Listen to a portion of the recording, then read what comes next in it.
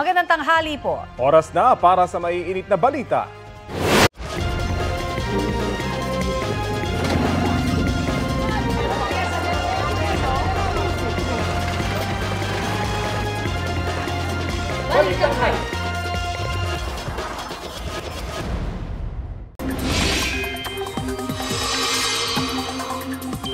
Kritikal ang isang turista matapos tamaan ng kidlat sa Boracay Island sa Malay, Aklan. Ayon sa pulisya, naglalakad ang biktima nang mangyari ang insidente. Nakuhanan din ng isang vlogger ang malakas na ulan at kidlat doon. Para matiyak ang kaligtasan ng mga residente at turista, naglabas ng lightning advisory ang Malay, DRRMO at sinuspindi po ang lahat ng outdoor-related activities sa lugar. Sa Iloilo, binaha ang ilang bahay kasunod naman ng malakas na ulan. Sa barangay Agdahon, sa bayan ng Pasi, abot tuhod ang baha. Ayon sa City Disaster Risk Reduction and Management Office, nanggaling sa umapaw na sapa ang tubig na nagpabaha sa lugar. Nilusong naman ng mga tauhan ng barangay ang abot dibdib na baha sa Senator Ninoy Aquino sa Sultan Kudarat kasunod ng malakas na ulan. Nalubog sa tubig ang mga gamit sa ilang gusali ng barangay. Napatalo naman palabas ng truck ang ilang sakay nito dahil sa rumaragasang baha sa barangay Danso Lihon sa Cagayan de Oro City. Gumuho rin po ang lupa sa lugar kasabay ng pagbuhos ng ulan. Ligtas na ang mga sakay ng truck. Ayon sa Pag-asa, Intertropical Convergence Zone ang nagdulot ng pag-ulan sa Western Visayas at Mindanao. Opisyal lang dineklara ng Pag-asa ang pagsisimula ng amihan season. Kaya ihanda ng inyong jacket dahil unti-unti na nating mararamdaman ang lamig ng panahon. Ayon sa Pag-asa, ito ang pangunahing weather system na umiiral sa bansa. Apektado na nito ang Batanes. Ang amihan o northeast monsoon ay pag-iral sa bansa ng malamig at tuyong hangin mula sa Siberia. Tuwing Burr months ito, nakakapekto lalo na sa mga nasa northeast o hilagang silangang bahagi. Nakapagtala ang Baguio City ng minimum temperature na 18 degrees Celsius, 19 degrees Celsius sa Kasiguran, Aurora, 20 degrees Celsius sa Malaybalay, Bukidnon, 20.6 degrees Celsius naman ang minimum temperature ngayong araw sa Coron, Palawan, habang 24.7 degrees Celsius dito po sa Quezon City. Bukod sa amihan na nasa Batanes, may tatlong iba pang weather systems na umiiral at nakaapekto sa bansa. Una, may shear line sa Cagayan Province. Ang shear line ay ang salubungan ng malamig na amihan at ng mainit na easterlies na magdudulot ng mga pag-ulan. Ikalawa, ang easterlies na magbibigay ng mainit at malinsangang panahon ngayon sa malaking bahagi ng Luzon kasama na po ang Metro Manila. At ikatlo, ang Intertropical Convergence Zone o pagsasalubong ng hangin mula Northern at Southern Hemisphere na magpapaulan ng husto sa Visayas at Mindanao. Tuluyan ang nag-dissipate o nalusaw ngayong umaga ang binabantayang low pressure area sa bahaging Palawan. Base sa rainfall forecast ng Metro Weather, uulanin sa mga susunod na oras ang halos buong bansa, kasama na po ang Metro Manila. Maging alerto sa heavy to intense rains na maaaring magdulot ng baha at landslide. Samantala, parehong patay ang mga driver ng nagbanggang SUV at AUV sa Quezon City. Critical naman ang pasahero ng AUV. Balitang hatid ni James Agustin. Mabilis ang takbo ng SUV na yan sa CP Garcia Avenue sa Quezon City noong Biyernes nang bumangga ito sa isang AUV. Sa isa pang anggulo, kita na umikot ang dalawang sasakyan sa lakas ng pagkakabangga. Ayon sa pulisya, galing sa Katipunan C5 ang SUV na papuntang University Avenue. Ang AUV naman nasa kabilang lane ng kalsada.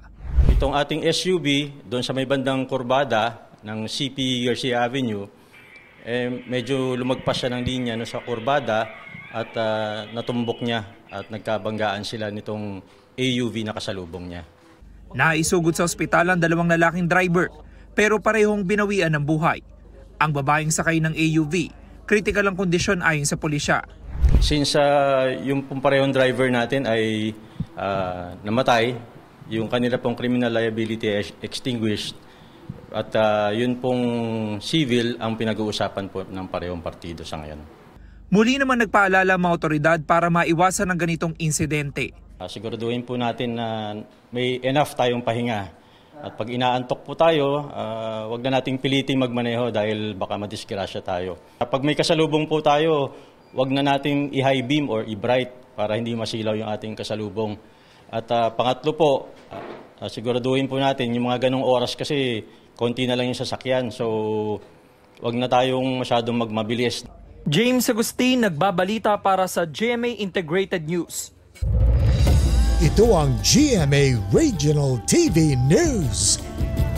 Mainit na balita mula sa Luzon, hatid ng GMA Regional TV. Isang truck ang nadisgrasya sa Bontoc Mountain Province. Chris, kamusta ang mga sakay ng truck? Tony, 3 sa 5 sakay ng truck ang nasawi nang dumiretso ito sa Chico River sa barangay Tukukan. Base sa investigasyon, bumangga ang truck sa 2 sasakyan na nakaparada lang sa kurbadang bahagi ng Bontoc, Tabuk, Enrile Road. Mula sa gilid ng kalsada, nahulog ang truck sa mahigit 100 metro papunta sa ilog. Dead on the spot ang 3 sakay ng truck. Hinahanap pa ang 2 nilang kasama. Ayon sa mga otoridad, construction worker ang mga biktima na papunta na sana noon sa kanilang project site sa bayan ng Sadanga. Extended naman ang oras ng paglilinis sa mga Dan Roman Catholic Cemetery dito sa Pangasinan. Hanggang ngayon kasi may mga punto doon na balot pa rin na makapal na damo. Kaya papayagan na muna ang paglilinis hanggang sa gabi. Ang ilang naglilinis, nag-iingat daw at baka may namumugad na ahas na sa mga damo. Samantala, simula bukas, magde-deploy na ng mga pulis sa mga sementeryo dito sa Pangasinan. Iginiit ni Pangulong Bongbong Marcos ang karapatan ng Pilipinas sa West Philippine Sea sa iba't ibang summit ng Association of Southeast Asian Nations o ASEAN sa Kuala Lumpur, Malaysia. Balitang hatid ni Mariz Umali. Sa unang 2 araw ng ASEAN Summit sa Kuala Lumpur, Malaysia, 2 beses nabanggit ni Pangulong Bongbong Marcos ang tungkol sa tangkang pagtatayo ng nature reserve sa Bajo de Masinloc sa West Philippine Sea. Una, noong ASEAN-US Summit, kung saan kasama si US President Donald Trump. Giit ng Pangulo, ang tangkang pagtatayo ng nature reserve ay paglabag sa soberanya ng Pilipinas. Paglabag din daw ito sa traditional fishing rights ng mga Pilipino na ginagarantisa ng international law. Ang ikalawa ay sa East Asia Summit, kung saan naroon naman si Chinese Premier Li Qiang. Tinukoy ng Pangulo ang anyay kapitbahay sa norte na nagdeklara ng National Nature Reserve sa Bajo de Masinloc. Isinulong din ni Pangulong Marcos ang pagkakaroon ng Code of Conduct sa South China Sea. Nabanggit din ng Pangulo sa East Asia Summit ang mga insidente sa West Philippine Sea kung saan nalagayan niya sa peligro ang mga Pilipino, maging mga barko at aircraft ng Pilipinas. Ayon naman sa Chinese Foreign Ministry, ang pag-uudyok nila ng mga Pilipino ang pinagmumulan ng tensyon. Sa kanya namang opening speech, sinabi ni ASEAN Chairman at Malaysian Prime Minister Anwar bin Ibrahim na ang anumang issue sa South China Sea, nais daw nilang maresolba sa loob din ng ASEAN. Sa sidelines ng 47th ASEAN Summit and related summits, nakipagpulong din si Pangulong Marcos kay United Nations Secretary General Antonio Guterres at Vietnamese Prime Minister Pham Minh Chinh. Sa kanyang pulong kay Guterres, tinalakay nila ang kooperasyon, pagpapanatili ng kapayapaan at katatagan, pag-unlad ng ekonomiya at pagtitiyak ng katarungan sa lipunan. Patuloy rin daw isusulong ng Pilipinas ang climate action.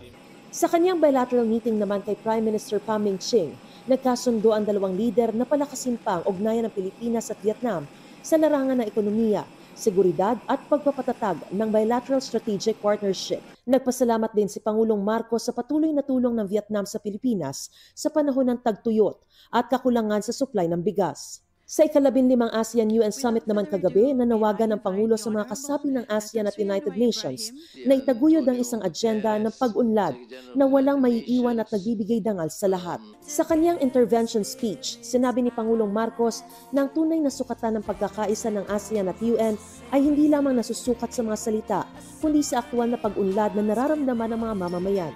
Binigyan diin ng Pangulo na upang maisakatuparan ito, kailangan ng mas matatag na koordinasyon at mga makabagong hakbang tulad ng digital public infrastructure, tamang paggamit ng artificial intelligence, at pagpapaunlad ng green technologies. Nagpasalamat din siya sa suporta ng ASEAN sa kandidatura ng Pilipinas bilang non-permanent member ng UN Security Council para sa taong 2027 to 2028. Ibinida rin ni Pangulong Marcos ang pagpapatibay ng Pilipinas sa Agreement on Marine Biological Diversity of Areas Beyond National Jurisdiction.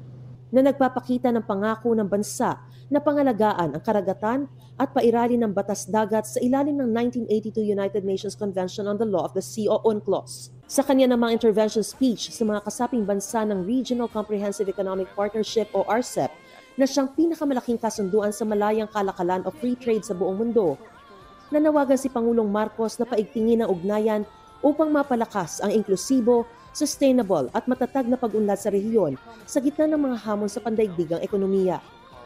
Hinimok ng Pangulo ang mga kasaping bansa na pabilisin ang proseso ng accession at paglawak ng RCEP upang higit na mapalalim ang integration sa rehiyon, mapatatag ang mga supply chain at mapalakas ang sentral na papel ng ASEAN sa paghubog ng kinabukasan ng ekonomiya sa Asya.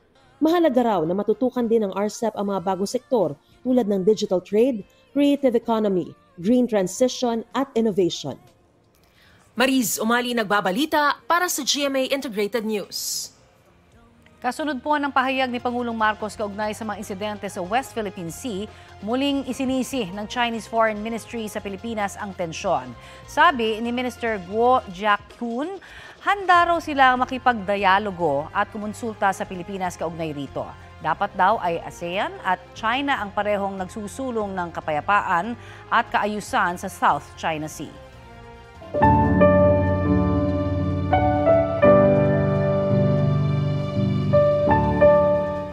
Nakahanda na ang ilang sementeryo sa Metro Manila sa inaasahang dagsa ng mga bibisita sa mga yumaon nilang mahal sa buhay ngayong undas. Sa Manila North Cemetery may mga umalma dahil hindi na sila pinayagang maglinis sa puntod. May ulat on the spot si Mark Makalalad ng Super Radio DZBB. Mark? Rafi, dismayado ang ilan sa mga dalaw sa Manila North Cemetery matapos silang hindi payagan na makapagdinis at makapagpintura sa puntod ng mga yumao. Paliwanag nila, ngayon lamang sila nagkaroon ng panahon habang ang iba naman ay inabutan ng ulan kahapon kaya't nagbakasakaling maituloy ang pagpipintura ngayon. Isa sa mga dalaw ang nakipagtalo pa sa mga bantay, maging sa mga pulis at napilitan na lamang umalis ng pagbanta ang kukumpiskahin ang mga dala niyang pintura at panlinis. Pakiusap tuloy ng direktor ng MNC sa publiko, unawain ang patakaran na isang buwan na inilatag na inilabas na sa social media at mainstream media. Samantala, nakahanda na ang Manila South Cemetery katuwang ang iba't ibang ahensya ng pamahalaan sa inaasahang dagsa ng mga tao. Nakapwesto ng mga tauhan ng Manila Police District sa loob ng sementeryo para matiyak ang kaayusan at seguridad ng mga dadalaw sa kanilang mga yumaong mahal sa buhay. Mahalagang paalala naman mula sa pamunuan ng sementeryo, ang huling araw ng paglilinis at pagpipintura ng puntod ay sa October 26 at yung huling araw ng libing ngayong araw, October 28, ay magpapatuloy na sa Lunes, November 3.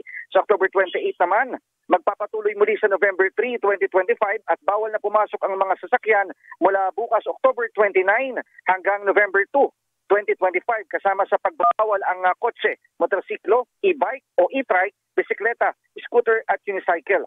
Mula naman sa Biyernes, October 31 hanggang sa Linggo, November 2, bukas ang Manila South Cemetery mula 5 ng umaga hanggang alas 9 ng gabi. Pinapayuhan ng publiko na sumunod sa mga panuntunan, makipagtulungan sa mga otoridad at iwasang magdala ng mga ipinagbawal na bagay gaya na lamang ng alak, sigarilyo, paputok, matuturis na bagay at malalakas na sound system. Sa San Juan City Cemetery, nagsimula na rin maglinis ng puntod ng kanilang yumaong kamag-anak ang ilang bumisita kaninang umaga.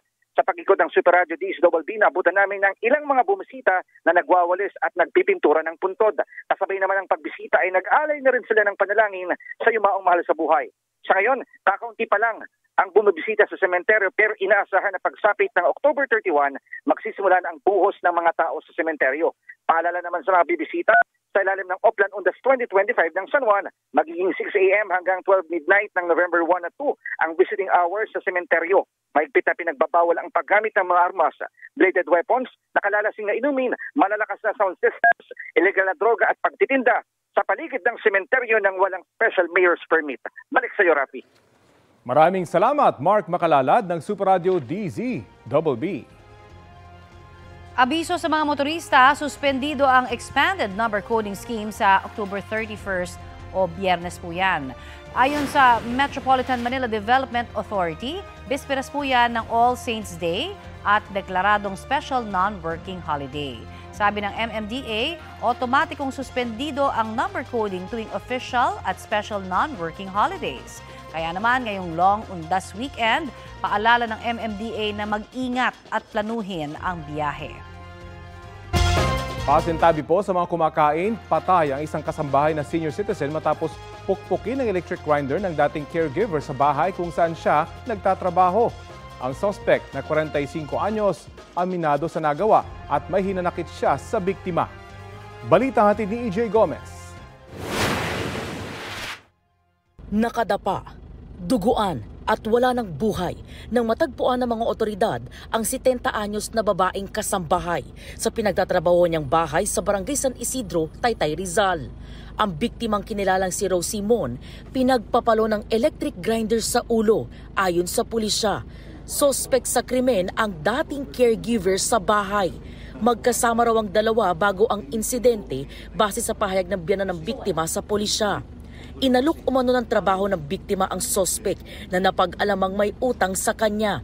Pumayag daw ang suspect pero nauwi raw sa pagtatalo ang usapan ng dalawa. Nilalait daw po siya nung biktima tungkol sa kanyang pamilya na hindi na po niya nagustuhan.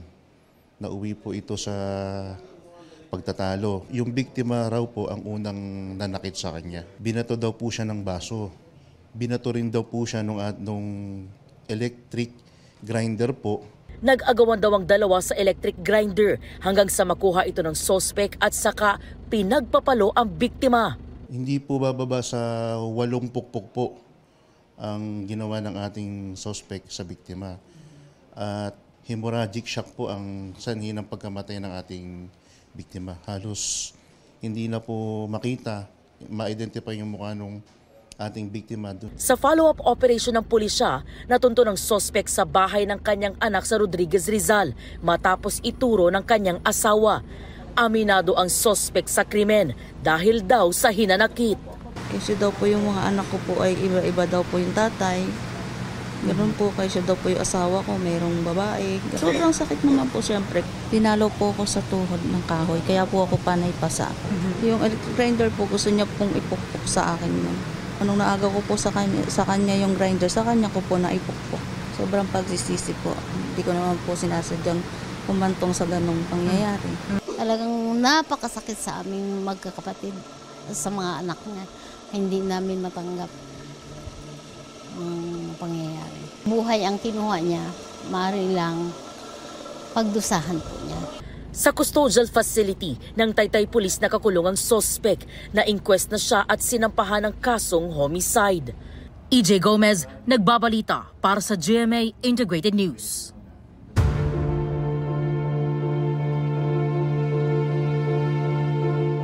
No chance o wala ng pagkakataong maging state witness ang mag-asawang Curly at Sara Diskaya sa investigasyon kaugnay sa question up ng flood control projects.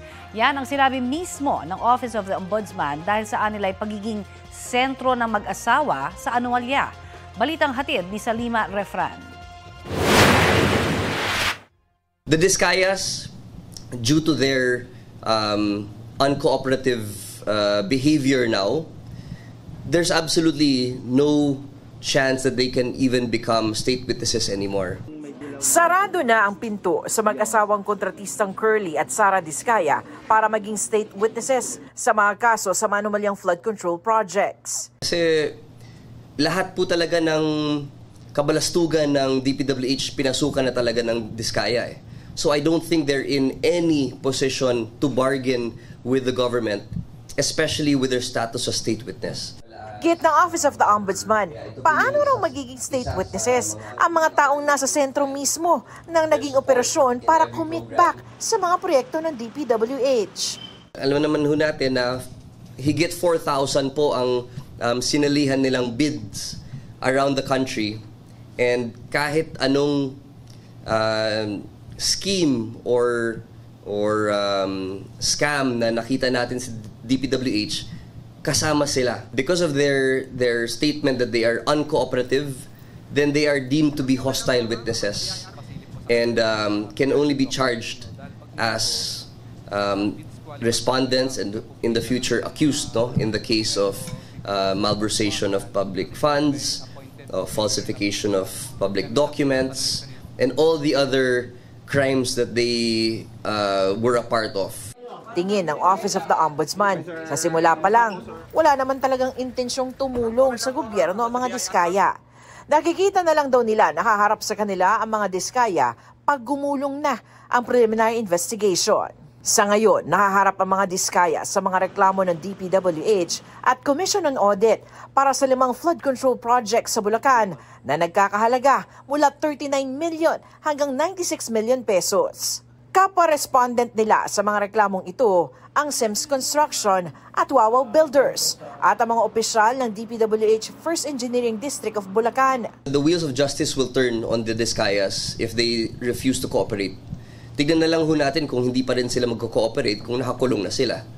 Samantala, inaasahang haharap naman sa fact-finding investigation ng Ombudsman si dating DPWH Undersecretary Roberto Bernardo, lalo na sa partisipasyon ng mga mambabatas. Si Yusek Bernardo, gusto natin siyang kausapin din para doon sa ating yung mga above the salary grade of the district engineer. We want to clarify with Yusek Bernardo kung ano ba talaga ang naging sistema dyan sa taas. Inatasan naman ng Ombudsman ng Department of Justice na ituloy ang fact-finding investigation sa mga dating DPWH personnel na sina District Engineer Henry Alcantara at Assistant District Engineers Bryce Hernandez at JP Mendoza. Sanima Refran, nagbabalita para sa GMA Integrated News. Kinwestiyon ni University of the Philippines School of Economics Professor Emeritus Solita Monsod ang Department of Budget and Management kung bakit hindi agad nakita ang mga red flags sa national budget.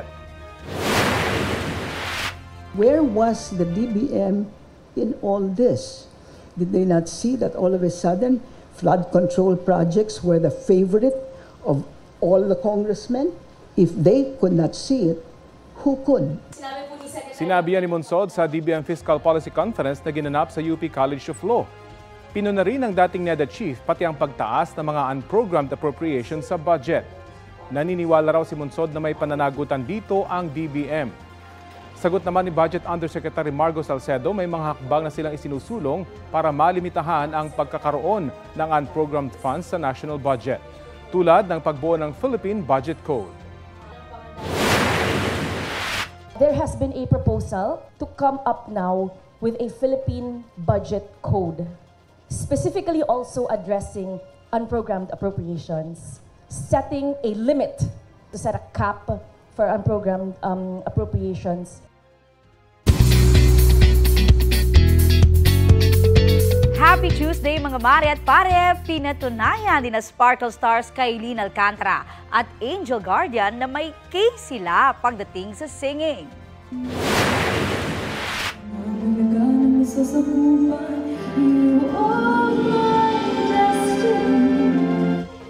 Goosebumps! Yan ang back-to-back performance ni Kailin at Angel sa isang K-drama concert. Si Dea Angel ang mismong kumanta ng new official soundtrack ng Encantadia Chronicles Sangre, kung saan isa siya sa mga bida. Si Kailin naman, nostalgia vibes ang hatid ng kantahin ng OST ng Philippine adaptation ng My Love from the Star na My Destiny. Collab ang K-drama concert ng National Commission for Culture and the Arts at Korean Center of the Philippines.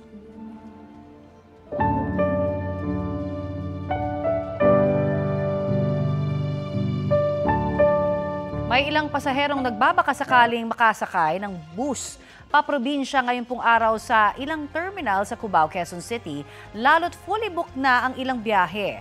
Kabilang po sa mga biyaheng fully booked na ang mga Padaet, Camarines Norte. Sabi ng bus company, ang ilang chance passenger, may masasakyan pa naman pero tiyagaan po sa paghihintay. Sa bus terminal namang ito, fully booked na rin po sa October 30 ang mga biyahe ng air-conditioned buses na patungo naman ng La Union at Ilocos Sur. Muling tiniyak ng pamunuan ng bus terminal na may mga extra buses pa na babiyahe para matugunan ang dagsa ng mga pasahero para sa undas. Marami na rin ang mga pasahero sa Manila Northport Passenger Terminal. Pero inaasahang sa Huwebes at Biyernes daragsa ng husto ang mga biyahero na posibleng umabot sa 3,000. Pagtitiyak po ng pamunuan ng Philippine Ports Authority, naka-full deployment ang lahat ng kanilang mga kawani at suspendido ang leave ng mga ito para matiyak ang tuloy-tuloy na operasyon. Hihigpitan ding muli ang seguridad. Patuloy ang paglilibot at pag-iinspeksyon ni Transportation Acting Secretary Giovanni Lopez sa mga transport terminal tulad ng Batangas City Grand Terminal. Agad napuna ng kalihim ang kakulangan ng mga upuan sa waiting area ng mga pasahero. Pinadadagdagan din ni Lopez ang mga bentilador sa terminal. Tiniyak naman ng LTFRB na tututukan nito ang compliance ng terminal. Eto na ang mabibilis na balita. Huli kamang pagsalpok ng isang motorsiklo sa isang AUV na nakahinto sa kalsada sa barangay Pinagsama, Taguig. Sa lakas ng impact, tumilapon ng rider at nagulungan ng 10-wheeler. Dead on the spot ang biktima. Ayon sa pulisya, papasok sana sa trabaho ang biktima na isang security guard nang maaksidente. Arestado ang mga driver ng truck at AUV na walang pahayag. Nasabihan na rin ng mga otoridad ang kaanak ng biktima kaugnay sa kanyang sinapit. Wala silang pahayag. Kritikal sa ospital ang isang lalaki matapos barilin umano ng isang barangay kagawad sa San Jose del Monte, Bulacan. Ayon sa investigasyon, pinasok ng suspect ang bahay ng biktima at binaril sa kwarto nito. Nagtamo ng suspect ng sugat sa leeg ang biktima na isinugod sa ospital. Tinutugis na ang suspect na tumakas sakay ng motorsiklo. Nakaupo sa tapat ng panaderyang mag-inang yan sa Barangay Poblasyon sa Santo Niño, South Cotabato. May isa ring lalaki naka-helmet na nagsa-cellphone habang nakatayo sa may panaderya. Maya-maya, pumunta ang lalaki sa likod ng babae hanggang bigla niyang tinangay ang bag ng babae. Agad siyang tumakas gamit ang motorsiklo niya sa hindi kalayuan. Sinubukan siyang habulin ng mag-ina pati ng staff ng bakery pero hindi na siya naabutan. Kwento ng mag-ina sa may-ari ng bakery, laman ng bag ang perang ipambabayad sana ng kuryente ng mga biktima pati ang mga ID nila. May nai-report na nila ito sa pulisya at patuloy pang hinahanap ang suspect. Sugatan ang isang lalaki matapos hambalusin ng kahoy ng nakaaway ng tatay niya. Ang nanay ng suspect sinabing sinaktan ng tatay ng biktima ang isa sa mga kaibigan nito. Balitang hatid ni Jomer Apresto. Pagmasdan ng lalaking yan na tila may kinokompronta sa hapilan sa Tondo, Maynila. Isa pang lalaki ang biglang sumulpot sa likuran at hinataw ang ulo ng lalaki na agad bumulagta. Gamit ang pedicab, isinugod sa ospital ang 29 anyos na biktima. Ayon sa tatay ng biktima, malala ang tinamong pinsala sa ulo ng kanyang anak na kinakailangang operahan. Nagugat daw ang gulo noong Biyernes nang mabastusan daw siya sa pagsagot ng mga kaibigan ng sospek. Nakarating sa kanyang anak ang nangyari at sinubukan daw siyang ipagtanggol. Ang tanong ko, bakit nangialam?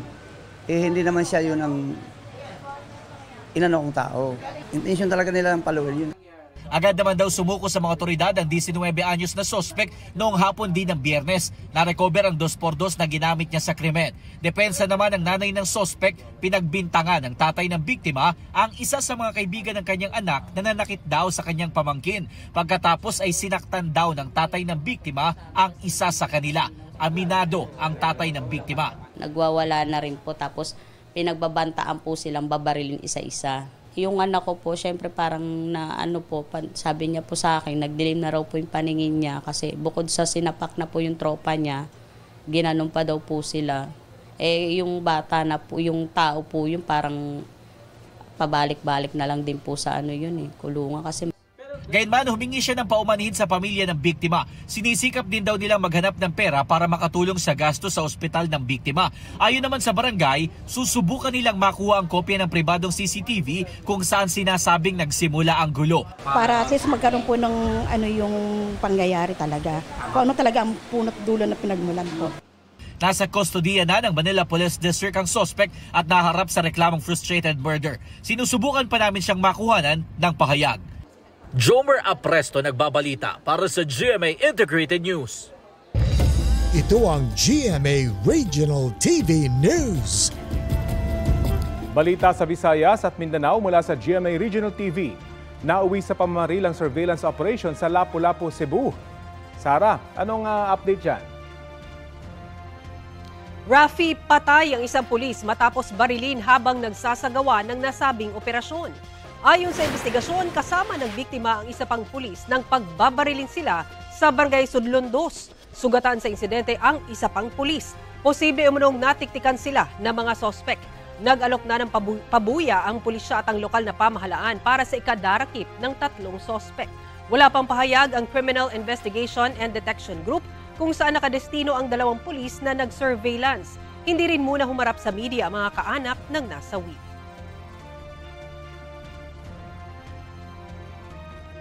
Handa raw sa Senador Erwin Tulfo na harapin ang isinampang quo warranto petition laban sa kanya. Kaugnayan sa pag-question sa citizenship niya. Narito po ang aking report. Sa pagharap ng kinatawan ng Senate Electoral Tribunal sa pagdinig ng Senate Committee on Finance kaugnay ng budget nito, lumabas na merong nakahain ditong petisyon laban sa isang senador. We have a petition for quo warranto against one of the members of the Senate filed on July 15, 2025 on the ground of alleged ineligibility due to citizenship. Ang quo warranto petition ay isang legal na aksyon para questionin ang legalidad ng paghawak sa pwesto ng isang pampublikong opisyal. Sa kaso ng senador, tungkol daw ito sa kanyang citizenship. Hindi na nagbigay ng detalye sa anunsasyon at hindi na rin niya pinangalanan ang senador. Pero sa isang slide na ipinakita sa pagdinig habang tinatalaki ang accomplishments ng tribunal, nakasaad na nakatanggap sila ng petisyon laban kay Senador Erwin Tulfo noong July 2025. Pending daw ito ngayon sa tribunal at ginagawa ng Secretariat ang lahat ng preliminary actions nang naaayon sa kanilang panuntunan. Itong naka-file ngayon, yes po. Pending pa po. In 1 year, mariresolve na yan? Hopefully. Kaya ba? Kaya naman, Your Honor. Sa isang pahayag, sinabi ni Senator Tulfo na alam niya ang tungkol sa nakabinbing quo warranto case at handa raw siyang harapin ito. Sabi ni Tulfo, ang petitioner siya rin daw nagharap ng disqualification case laban sa kanya noong kampanya. Lahat daw ng disqualification case laban sa kanya ay dismiss na. Matatanda ang noong panahon ng kampanya, kinwestiyon sa COMELEC ang citizenship ni Tulfo dahil hindi raw niya umano na-renounce ang kanyang US citizenship. Dinismiss kalaunan ng COMELEC ang petisyon. Rafi Tima nagbabalita para sa GMA Integrated News.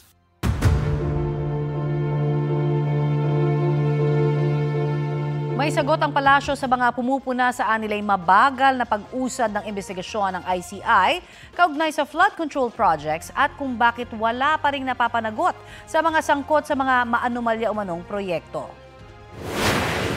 Sa mga naiinip, ang pamahalaan po ay nasa tamang pagkilos na naaayon sa batas. Nagmamadali, yes, minamadali lahat. Pero hindi natin mamamadali ang lahat, pero magva-violate tayo ng batas at ng human rights. So hintayin po natin dahil may naisang pa na po, yan naman din po ang pangako ng Ombudsman. Sagot yan ni Palace Press Officer Undersecretary Claire Castro sa isang briefing sa Kuala Lumpur, Malaysia kahapon. Ayon kay Castro, dumaraan sa tamang proseso ang investigasyon ng ICI. Hintayin na rin ang mga hakbang ng Ombudsman lalo't na isampa na ang mga reklamo sa mga individual na sangkot sa anomalya. May mga aksyon na rin naman daw na nagagawa kaugnay sa investigasyon, gaya ng pag-freeze sa mga pera at ari-arian at pati na rin ang pag-i-issue ng Immigration Lookout Bulletin Orders sa mga sangkot na individual. Noong September 19, nagsimula ang investigasyon ng ICI kung saan ilang mambabatas, opisyal ng DPWH at mga district engineer ang humarap sa komisyon.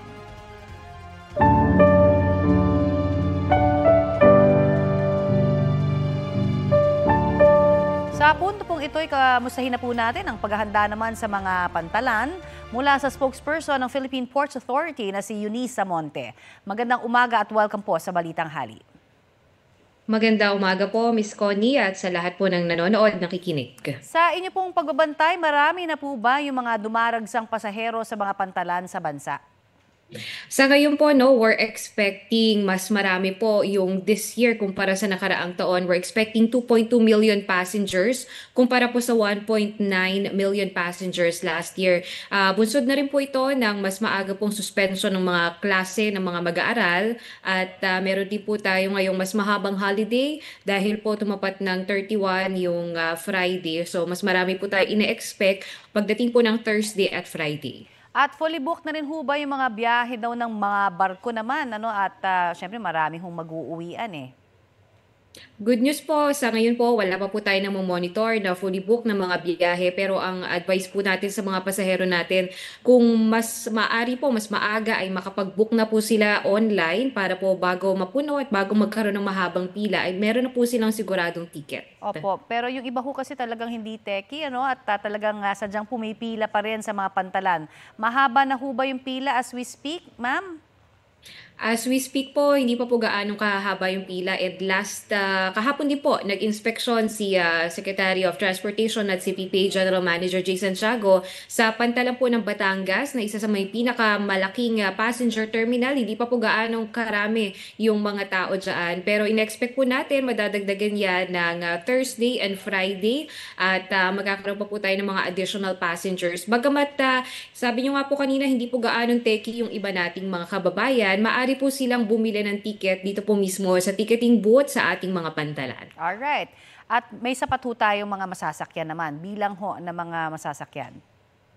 Tama po, meron po tayong relaxation sa mga barko. Ibig sabihin po niyan, mas nadagdagan po yung mga barko natin dahil po nadagdagan din yung ating mga pasahero. So, ang ating pong ina-expect actually, mas maraming pasahero kaya nakikipag-coordinate tayo sa Marina, sa mga shipping lines and sa Philippine Coast Guard para sa karagdagang barko po. Alright. In terms of security, ma'am, ano ba ang mga ginagawa na mga direktiba para po sa ating mga pantalan at may mga sapat din ho ba tayong magbabantay doon? In terms of security po, meron po tayong port police na roving po sa ating mga pantalan nationwide, Luzon, Visayas, Mindanao, around more or less 3,000 security forces po yan. And tayo po in coordination din with Philippine Coast Guard dahil po merong K9 Academy ang PPA at ang PCG. So ito pong mga K9 units natin, yung mga dogs ay naka-deploy na rin po. At meron din po tayong mga body-worn cameras at pati na rin po yung ating mga security po mismo dun sa mga gate at sa mga pantalan. At huling paalala na lamang ng mga bawal dalhin. Kasi yan ho ang parating nagiging sanhi ng pagkaroon ng aberya minsan sa mga pasahero. That's correct po. Ito nga po yung isa sa mga nagpapahabang ng pila, no? Especially kapag may mga dala na bawal. Like for example, bawal pa rin po syempre yung mga deadly weapon, flammable items. And bukod po dyan, para naman po sa may mga kasamang pet o yung mga fur parents na may kasamang fur babies po, mas makabubuti kung meron silang dalang veterinary health certificate. Pati na rin po yung kanilang valid shipping permit. Makukuha naman po yan sa Bureau of Animal Industry. And mas maigi na rin po kung hindi na ganun karami yung kanilang dala dahil lahat po yan ay dadaan sa x-ray machine at baggage scanner. So mas marami pong security ngayon na pagdadaanan dahil mas marami pong tao. Marami pong salamat sa inyong oras na ibinahagi sa amin dito sa Balitang Hali. Maraming salamat po. Ingat po tayong lahat. Yan po naman si PPA spokesperson Eunice Samonte. May bagong GMA Afternoon Prime na susubaybayan ng mga kapuso, ang House of Lies. Pagbibidahan niya ni Beauty Gonzalez, Mike Tan, Martin Del Rosario at Chris Bernal. Chika sa inyong Mari ni Beauty, excited at thankful siya sa new project. Matatandaan na last project ni Beauty ang Prinsesa ng City Jail. Looking forward din siya na makawork si Chris na first time niya raw ma-meet. Sabi naman ni Chris, ready na siyang magbalik kontrabida na na-miss niya. Sa Artikulo 247, huling napanood si Chris bilang kontrabida. Ngayon, malapit na siyang mapanood ng mga kapuso na makikipagtarayan kay Beauty. Isa rin daw si Beauty sa mga iniidolo niya. Si Mike naman isinare na nagkaroon sila ng workshop bago sumabak sa taping. Balik Afternoon Prime rin si Martin at inaming gusto niya raw ang karakter niya rito. Kasama niya rin sa cast sina Kokoy De Santos, Jackie Lu Blanco, Kyla Davis, Angel Cadaw at Jay Omana sa direksyon ni Jerry Lopez Seneneng.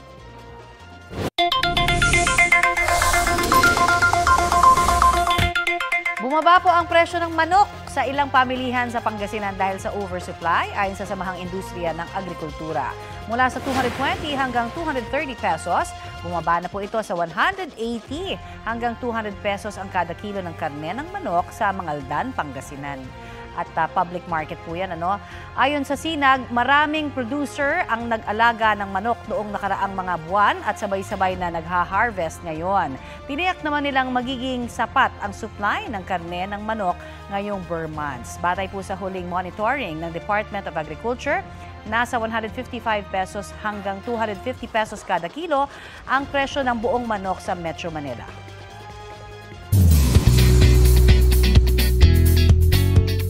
Mga mare at pare, nagtapat nitong weekend ang ilang Filipino at Korean celebrities sa isang exhibition basketball match sa Pasay.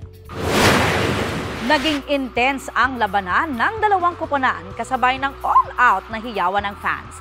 Sa lineup ng Pilipinas na Team Puy Showtime kasama ang Sparkle Stars na sina David Licauco, E.A. Guzman na suportado ng misis na si Shaira Diaz at former PBB housemates Dustin Yu at River Joseph. Kasama nila ang ilang host ng It's Showtime with Bong Navarro as team captain. Sa Team Korea naman, team leader si Korean pop star and actor Choi Min-ho. Kasama niya sina Johnny ng NCT 127 at Jong Jin-won ng 2AM. Si Sandara Park ang team manager. Kahit intense at naging pisikal ang labanan, nanaig pa rin ng sportsmanship ng dalawang team. Memorable naman daw yan para sa Pinoy celebrities. First of all, it was a pleasure, syempre, playing with that level, yung mga Koreano. Sobrang memorable na ito and once in a lifetime to, MOA Arena. It's always been my dream to play here. Bonus pa na nakalaro namin yung mga Korea superstar.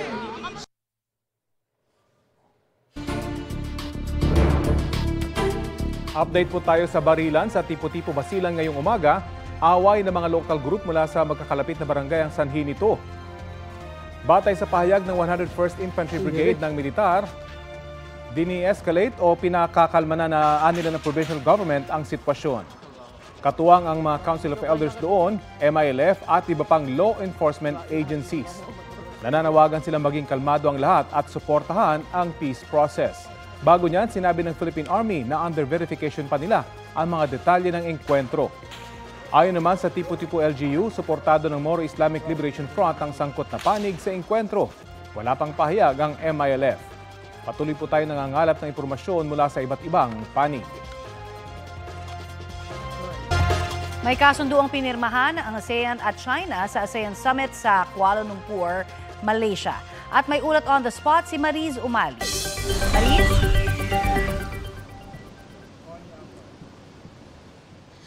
Connie, palakasin ang kalakalan at kooperasyon sa rehiyon. Yan ang layon ng ASEAN-China Free Trade Area 3.0 Upgrade Protocol na nilagdaan ngayong umaga. Sinaksihan ng mga member state ng ASEAN kabilang si Pangulong Bongbong Marcos ang formal na paglagda ng ASEAN at China sa kasunduan layong palakasin pa ang ugnayan sa kalakalan, pamumuhunan at kooperasyon pang ekonomiya sa rehiyon. Ang dokumento ay nilagdaan sa pagitan ng Minister of Investment, Trade and Industry bilang kinatawan ng ASEAN at ng Minister of Commerce ng China para sa panig ng Beijing. Sa ilalim ng ACFTA 3.0 Upgrade Protocol, layo ng dalawang panig na palalimin ang liberalisasyon sa kalakalan ng mga produkto at serbisyo, palakasin ang ugnayan sa digital economy, green development at supply chain connectivity, at itaguyod ang mas inclusive, sustainable at resilient na paglago sa rehiyon sa gitna ng mga hamon sa pandaigdigang ekonomiya. Ang kasunduang ito ay pagpapatuloy ng orihinal na Framework Agreement on Comprehensive Economic Cooperation na nilagdaan noong 2002 sa Phnom Penh, Cambodia at ilang ulit nang inamyendahan sa mga susunod na taon sa ilalim ng tinatawag na ASEAN-China Free Trade Area. Itinuturing ang ACFTA 3.0 Upgrade Protocol bilang isa sa pinakamahalagang hakbang upang mapatatag ang rules-based trading system sa Asia at mapanatili ang central role ng ASEAN sa pagpapalago ng ekonomiya ng rehiyon. Pagkatapos ng pirmahan ay itinurn over na ang dokumento sa Secretary General ng ASEAN. Sunod naman, Connie, na dinaluhan ni Pangulong Bongbong Marcos ang bilateral meeting niya kasama ang Australia. Mamaya 2:30 ng hapon ay formal nang magtatapos ang 47th ASEAN Summit at related summits at mangyayari rin po dyan ang handover of the ASEAN chairmanship sa ating bansang Pilipinas. At bago tumulak pabalik ng Pilipinas ay magkakaroon pa ng kapihan si Pangulong Bongbong Marcos kasama ang mga media para bigyan niya tayo ng mga highlights na nangyaring ASEAN Summit at related summits at gayon din ay mabigyan tayo kung ano pa yung mga benepisyo na makukuha ng bansa sa kanyang pagdalo dito sa 47th ASEAN and related summits dito sa Kuala Lumpur, Malaysia. At live mula rito sa Kuala Lumpur, Malaysia, balik sa iyo, Connie. Maraming salamat, Mariz Umali. A fun-filled night ang pinagsaluhan ni Sparkle Star at former PBB housemate Will Ashley at kanyang fans kagabi. Yan ang Halloween-inspired fan meet ni Will. Looking dashing as ever ang aktor, suot ang kanyang Harry Potter costume. In-theme rin ang kanyang supporters na career sa kanilang OOTDs at games. Chika ni Will, happy and blessed siya sa lahat ng projects na dumarating sa kanya. Gaya na lang ng much-awaited album na sisimulan niya ang recording next month. Ano naman kaya ang plans ni Will sa darating na undas? Meron akong schedule ng work but hopefully magkaroon po kami ng time para maka-visit sa dad ko. Nag-visit ako sa kanya nung death anniversary niya, nung October 26. Gusto ko po talaga magpunta para makapagkwento rin ako sa dad ko.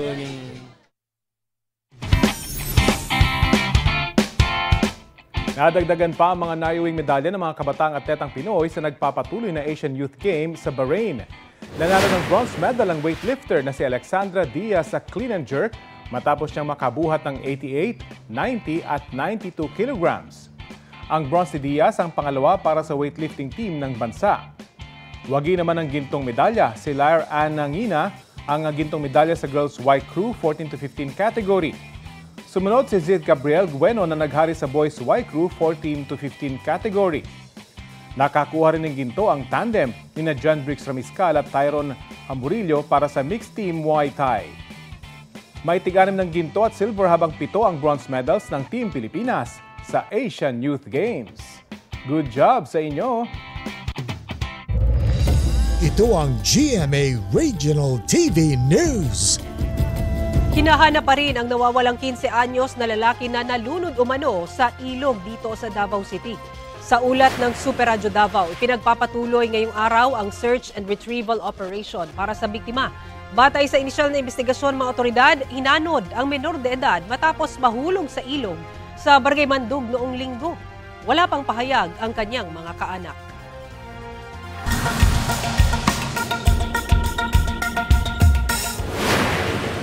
Yan po ang kuha sa loob ng mata ng Hurricane Melissa habang ito'y nasa katubigan ng Caribbean.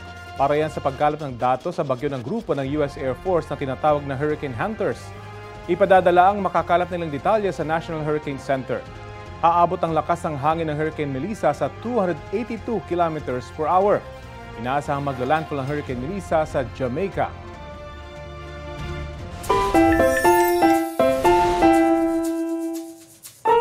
Eto naman, nagpaantig po sa netizen sa pagiging potty crasher ng isang fur baby sa Pandi, Bulacan. Hindi man kasi invited, may sarili siyang moment sa event.